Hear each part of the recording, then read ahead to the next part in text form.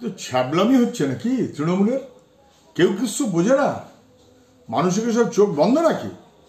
1700 কোটি টাকা ভালোবেসে তৃণমূলের কেউ জানতো না, গোপনে গোপনে দিয়ে গেছে।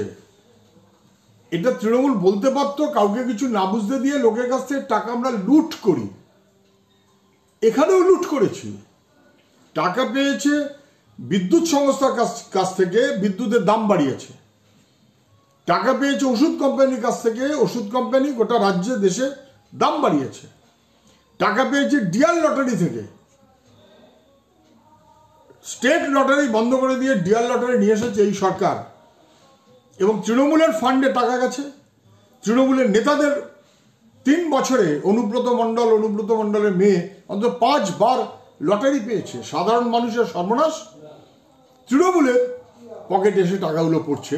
তৃণমূলের নেতারা বলছে আমরা কিচ্ছু জানতাম না, আমরা টেরও পাইনি, আমাদের ড্রপ বক্সে এসে কোটি কোটি টাকা ফেলে দিয়ে চলে গেছে।